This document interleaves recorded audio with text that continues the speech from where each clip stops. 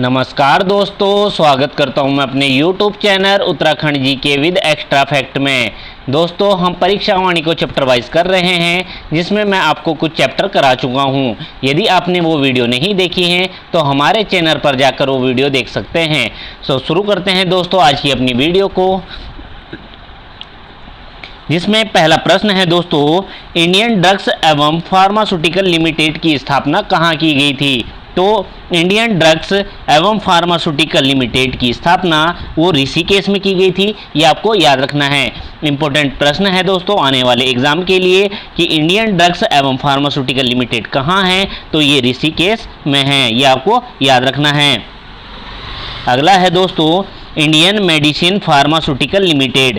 तो दोस्तों ये भी आपको याद रखना है। इंडियन मेडिसिन फार्मास्यूटिकल लिमिटेड कहाँ है? तो ये मोहान में है, जो कि अल्मोड़ा जनपद में आता है।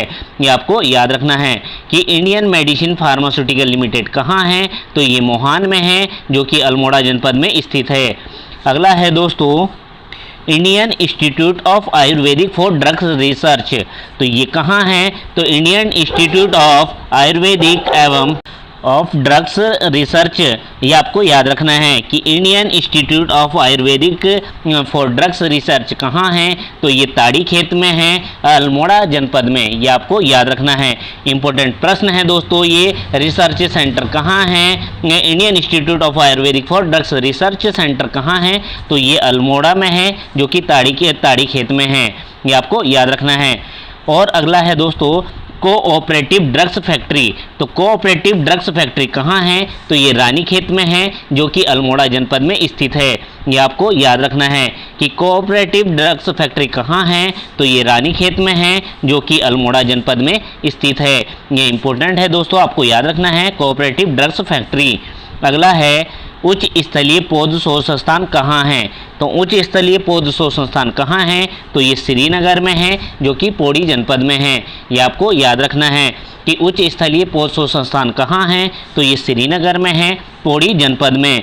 अगला है दोस्तों, जड़ी बूटी शोध एवं विकास केंद्र कहाँ है? तो ये गोपेश्वर में है, जो कि चमोली जनपद में स्थित है। ये आपको याद रखना है।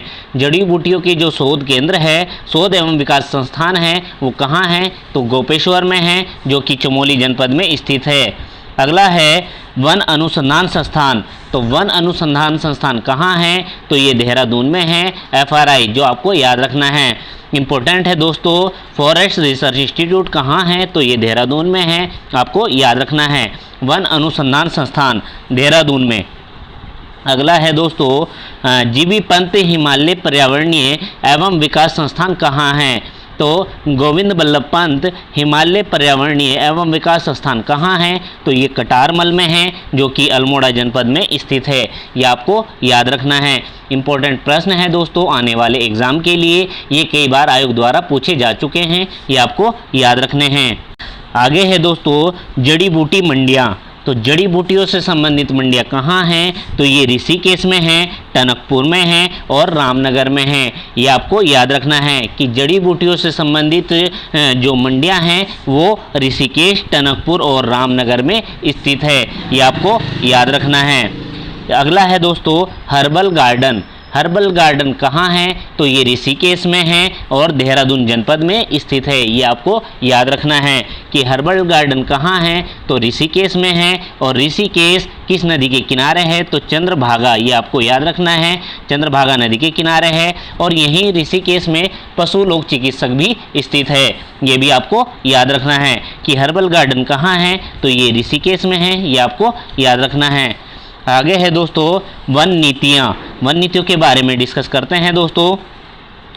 भारत में वन अधिनियम कब बना था? तो आपको याद रखना है, भारत में वन अधिनियम 1865 में बना था। इंपॉर्टेंट प्रश्न है दोस्तों आने वाले एग्जाम के लिए। इससे संबंधित जो आपको याद रखना है कि पहला वन बंदोबस्त कब हुआ था? तो ये 1861 में हुआ था, हेनरी रेमजे के समय में। इंपॉर्टेंट प्रश्न है जो आपको याद रखना है। और 1861 में पहला वन बंदोबस्त हुआ था, रेमजे के समय हुआ था। 1864 में दोस्तों भारत के वन वन विभाग की स्थापना हुई थी, जिसका नाम इंपीरियल फॉरेस्ट डिपार्टमेंट नाम से रखा गया था। ये आपको याद रखना है। और 65 में प्रथम वन अधिनियम बनाया गया था, ये भी आपको याद रखना है दोस्तों। इससे संबंधित जो आपको प्रश्न याद रखने हैं कि कुमाऊं वन विभाग की स्थापना कब हुई थी, तो 1868 में हुई थी। ये भी आपको याद रखना है कि कुमाऊं वन विभाग कब बना था, तो 1868 में बना था। और कुमाऊं गढ़वाल वन विभाग कब बना था, तो ये 1869 में बना था। कुमाऊं वन विभाग 1868, कुमाऊं गढ़वाल वन विभाग 1869 में बना था। ये आपको याद रखना है। वनों से संबंधित भारत का ये पहला कानून था जो 1865 में बना था। ये आपको याद रखना है, इंपॉर्टेंट प्रश्न है। और इसका वैज्ञानिक प्रबंधन कब किया गया था, तो 1884 में किया गया था। ये भी आपको याद रखना है कि वनों का जो प्रबंधन है दोस्तों वो कब किया गया था, तो 1884 में किया गया था। और इसी दौरान दोस्तों टिहरी वन विभाग की स्थापना होती है 1885 में। ये भी आपको याद रखना है कि 1885 में टिहरी वन विभाग की स्थापना हुई थी। इंपॉर्टेंट प्रश्न है जो आपको याद रखना है। अगला है दोस्तों केंद्रीय वानिकी परिषद। केंद्रीय वानिकी परिषद की स्थापना कब हुई थी, तो 1948 में हुई थी। ये आपको याद रखना है। इंपॉर्टेंट प्रश्न है कि केंद्रीय वानिकी परिषद की स्थापना कब हुई थी, तो 1948 में हुई थी। अगला है वन महोत्सव की शुरुआत। तो दोस्तों वन महोत्सव की शुरुआत 1950 में हुई थी और के.एम. मुंशी जी के द्वारा इसकी शुरुआत की गई थी। ये आपको याद रखना है कि वन महोत्सव की शुरुआत 1950 में की गई थी और ये के.एम. मुंशी जी के द्वारा की गई थी। उसके बाद जो आपको याद रखना है दोस्तों कि भारत में स्वतंत्र भारत में जो पहली वन नीति जारी की गई थी वो 1952 में की गई थी। ये आपको याद रखना है कि स्वतंत्र भारत की जो पहली वन नीति जारी करी गई थी वो 1952 में की गई थी। ये आपको याद रखना है। जबकि संशोधित वन नीति कब जारी की गई थी, तो 1988 में की गई थी। ये आपको याद रखना है। इंपॉर्टेंट प्रश्न है दोस्तों आने वाले एग्जाम के लिए। अब बात करते हैं वन शिक्षा से संबंधित। तो भारत में जो वन शिक्षा से संबंधित पहला स्कूल खोला गया था दोस्तों, उसके लिए पहला जो महानिरीक्षक नियुक्त किए गए थे वो डिट्रीज ब्रेंडिस को नियुक्त किया गया था। आपको याद रखना है। भारत के प्रथम वन महानिरीक्षक कौन थे, तो डॉक्टर डिट्रीज ब्रेंडिस थे। 1865 में बने थे। ये आपको याद रखना है। इन्हीं की सलाह पर दोस्तों, इनकी सलाह पर ही पहला फॉरेस्ट स्कूल खोला गया था। 1878 में फॉरेस्ट स्कूल ऑफ देहरादून के नाम से खोला गया था और ये प्रथम महाविद्यालय था जो कि देहरादून जनपद में स्थित था। ये आपको याद रखना है। इन्हीं की डॉक्टर डिट्रीज ब्रेंडिस की सलाह पर ही प्रथम फॉरेस्ट स्कूल खोला गया था। 1878 में फॉरेस्ट स्कूल ऑफ देहरादून के नाम से खोला गया था और इसी फॉरेस्ट स्कूल ऑफ देहरादून का नाम चेंज कर 1884 में इंपीरियल फॉरेस्ट स्कूल रख दिया गया था। ये भी आपको याद रखना है। 1884 में इसका नाम imperial forest imperial forest school नाम कर दिया गया था। आगे है 1906 में दोस्तों इस स्कूल का नाम इंपीरियल फॉरेस्ट रिसर्च इंस्टीट्यूट कर दिया गया था। ये आपको याद रखना है। स्कूल से इसे रिसर्च इंस्टीट्यूट के नाम में कन्वर्ट कर दिया गया था 1906 में। 1906 में इसे इंपीरियल फॉरेस्ट रिसर्च इंस्टीट्यूट नाम दिया गया था। ये आपको याद रखना है। इससे संबंधित जो आपको याद रखना है कि इसका जो मुख्यालय है दोस्तों, इसे चांदबाग कब स्थानांतरित किया गया था, तो 1914 में इसे स्थानांतरित कर दिया गया था। जो वर्तमान FRI है वो चांदबाग में ही स्थापित है। ये आपको याद रखना है कि इसे कब स्थानांतरित किया गया था, तो 1914 में किया गया था। इसे सम विश्वविद्यालय का दर्जा कब दिया गया था, तो 1991 में दिया गया था। ये आपको याद रखना है कि FRI को सम विश्वविद्यालय का दर्जा 1991 में दिया गया था। ये आपको याद रखना है। अगला है इसने प्लेटिनम जुबली कब बनाई थी, तो ये 2006 में बनाई थी। ये आपको याद रखना है। आगे है दोस्तों कि कोलागढ़ जो कि देहरादून में स्थित है उसमें वन अनुसंधान संस्थान की स्थापना कब की गई थी, तो इसमें 1929 में की गई थी। ये आपको याद रखना है। रेंजर कॉलेज है दोस्तों, यहाँ पर रेंजर जो बनते हैं उनकी ट्रेनिंग कराई जाती है। कोलागढ़ देहरादून में वन अनुसंधान शाला की स्थापना 1929 में की गई थी। ये आपको याद रखना है।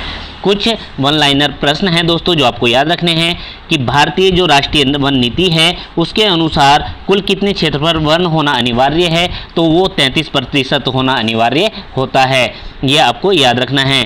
किसी भी राज्य में 33% वन होने जरूरी होते हैं, तभी वो वनों के क्षेत्र में आगे होता है दोस्तों, कि 33% वन होना अनिवार्य है, जिसमें हम कह सकते हैं दोस्तों कि मैदानी क्षेत्र में 25% और पहाड़ी क्षेत्र में 60% वन होना अनिवार्य होता है। ये आपको याद रखना है। मैदानी क्षेत्र में 25% और पहाड़ी क्षेत्र में 60% वन होने अनिवार्य होते हैं। आगे है दोस्तों, बांज किस प्रकार का वृक्ष है, तो बांज एक प्रमुख वृक्ष है उत्तराखंड में। ये आपको याद रखना है कि ये कैसा वृक्ष है, तो ये शीतोष्ण कटिबंधीय वृक्ष है। इंपॉर्टेंट प्रश्न है जो आपको याद रखना है कि बांज के किस प्रकार का वृक्ष है, तो ये शीतोष्ण कटिबंधीय वृक्ष है। ये आपको याद रखना है। इस बांज का जो वैज्ञानिक नाम है दोस्तों या वनस्पतिक नाम है, इसका वनस्पतिक नाम क्वेरकस ल्यूकोटाइफोफोरा है। ये आपको याद रखना है। इसका वनस्पतिक नाम क्या है, तो क्वेरकस ल्यूकोटाइफोफोरा है। ये आपको याद रखना है। इंपॉर्टेंट प्रश्न है आने वाले एग्जाम के लिए। बांज वृक्ष को दोस्तों उत्तराखंड में शिव की जटा के रूप में भी जाना जाता है। इस बांज वृक्ष को शिव की जटा भी कहा जाता है। ये आपको याद रखना है। इसकी जो प्रजातियां हैं दोस्तों, प्रमुख प्रजातियां, पूरे विश्व में इसकी 40 प्रजातियां पाई जाती हैं और उत्तराखंड में इसकी 5 प्रजातियां पाई जाती हैं। ये आपको याद रखना है। जो बांज वृक्ष है इसकी पूरे विश्व में 40 प्रजातियां पाई जाती हैं और उत्तराखंड में 5 प्रकार की प्रजातियां पाई जाती हैं, जिसमें सफ़ेद होता है, मोरू जो कि हरा होता है और खरस जो भूरा होता है, फ्लियांट है, रियांज है। ये आपको याद रखना है।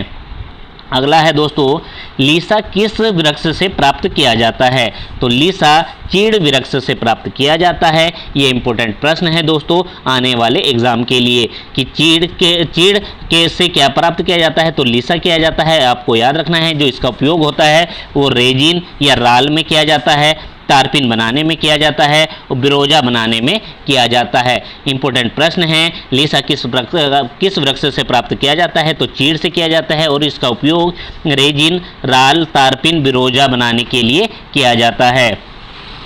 अगला है दोस्तों, कुमाऊं में सर्वप्रथम बेलोडोना की खेती कब शुरू की गई थी, तो दोस्तों कुमाऊं में सर्वप्रथम बेलोडोना की जो खेती की गई थी वो 1903 में की गई थी। ये आपको याद रखना है। इंपॉर्टेंट प्रश्न है। सबसे पहले कुमाऊं में जो खेती हुई थी वो बेलोडोना की हुई थी, जो कि 1903 में की गई थी। अगला है, बायोडीजल के लिए किसकी खेती की जाती है, तो दोस्तों बायोडीजल के लिए जेट्रोफा की खेती की जाती है। ये आपको याद रखना है। हाल ही में ये प्रश्न आयोग द्वारा पूछा जा चुका है, तो आपको याद रखना है बायोडीजल के लिए किसकी खेती की जाती है, तो जेट्रोफा की खेती की जाती है। अगला है, जड़ी बूटियों के संग्रहण के लिए सहकारिता विभाग द्वारा जड़ी बूटी विकास योजना की शुरुआत कब हुई थी, तो ये 1972 में हुई थी। ये आपको याद रखना है कि इसकी शुरुआत 1972 में की गई थी। जड़ी बूटियों के संग्रहण के लिए सहकारिता विभाग द्वारा जड़ी बूटी विकास योजना की शुरुआत 1972 में की गई थी। ये आपको याद रखना है। अगला है दोस्तों, भेषज सहकारी संघ, तो भेषज सहकारी संघ की स्थापना 1980 में की गई थी। ये आपको याद रखना है। जबकि भेषज सहकारी अधिनियम जो बना था वो 1949 में बना था। ये आपको याद रखना है। जो अधिनियम था दोस्तों वो 1949 में बना था और भेषज संघ की स्थापना कब हुई थी, तो 1980 में हुई थी। ये आपको याद रखना है। अगला है, राज्य में वन प्रबंधन अधिनियम 1982 के तहत कितनी जड़ी बूटियों को प्रतिबंधित किया गया है, तो इसके तहत 114 जड़ी बूटियों को प्रतिबंधित किया गया है। इंपॉर्टेंट प्रश्न है आने वाले एग्जाम के लिए। आगे है दोस्तों, एशिया में लकड़ी से निर्मित एकमात्र हॉल कौन सा है, तो FRI है। ये आपको याद रखना है कि एशिया में लकड़ी से निर्मित एकमात्र हॉल FRI है। अगला है दोस्तों, 16वीं वन रिपोर्ट के अनुसार कितने जिलों में वनों में कमी हुई है, तो वो 3 जिले हैं जो आपको याद रखने हैं। और 3 जिले कौन कौन से हैं, हरिद्वार है, नैनीताल है और उधम सिंह नगर है। इन 3 जिलों में वनों में कमी पाई गई है जो आपको याद रखने हैं। अगला है दोस्तों, वन संबंधी आंदोलन, तो वन संबंधी आंदोलन के बारे में बात करते हैं। तो जिसमें पहला आंदोलन था रवाई आंदोलन, जिसे हम तिल्हाड़ी कांड के नाम से भी जानते हैं। ये आपको याद रखना है। इसके ये जो रवाई कांड हुआ था या रवाई आंदोलन हुआ था दोस्तों, ये नरेंद्र शाह के समय हुआ था। टेरी के नरेश थे। इंपॉर्टेंट प्रश्न है। और ये किसके कारण हुआ था? तो नए वन कानूनों के द्वारा हुआ था। तो ये जो नए वन कानून लागू किए गए थे उसके विरोध में ये आंदोलन हुआ था, आपको याद रखना है। इस आंदोलन में क्या था दोस्तों, इस बंदोबस्त में यानी कि भूमि वन कानून में क्या था कि किसानों को भूमि को, जो किसानों की भूमि होती थी उसे वन भूमि में शामिल कर लिया गया था, जिसका विरोध ग्रामीणों के द्वारा किया गया था। ये जो तिल्हाड़ी कांड है दोस्तों 30 मई 1930 में हुआ था, ये आपको याद रखना है। ये 30 मई 1930 में हुआ था। इसमें जो गोलियां चलवाई थी वो चक्रधर जुयाल ने चलवाई थी, जो कि नरेंद्र शाह के दीवान थे, ये आपको याद रखना है। अगला है दोस्तों चिपको आंदोलन। चिपको आंदोलन की जो शुरुआत हुई थी दोस्तों वो 1974 में होती है। ये कारण था इसका 1972 में वनों की अंधाधुंध कटाई होने लगी थी, जिस कारण इसकी शुरुआत हुई थी चिपको आंदोलन की। चिपको आंदोलन की शुरुआत दोस्तों 1974 में हुई थी और चमोली के रेणी गांव से ये शुरुआत की गई थी। और इसका जो नेतृत्व किया था वो गोरा देवी ने किया था। ये आपको याद रखना है कि चिपको आंदोलन की शुरुआत 1974 में चमोली के रेणी गांव से प्रारंभ हुई थी। इसका जो नेतृत्व किया था वो गोरा देवी जी के द्वारा किया गया था। और 1977 में दोस्तों चिपको आंदोलन के द्वारा एक नारा दिया गया था, जंगल क्या है इस जंगल के उपकार, मिट्टी पानी और बयार, जिंदा रहने के आधार। ये नारा 1977 में दिया गया था, चिपको आंदोलन के द्वारा दिया गया था। ये आपको याद रखना है। मोस्ट इंपोर्टेंट क्वेश्चन है दोस्तों, आप इसे मोस्ट इंपोर्टेंट कर लेना।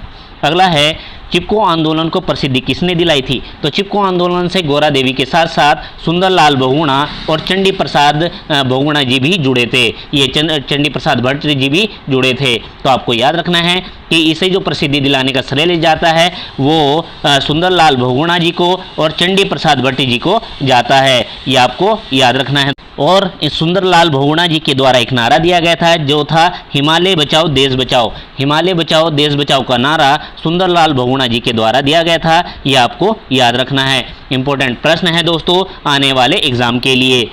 आगे है दोस्तों कि चंडी प्रसाद भट्ट को रेमन मैग्सेसे पुरस्कार कब दिया गया था? तो चंडी प्रसाद भट्ट को रेमन मैग्सेसे पुरस्कार 1982 में दिया गया था।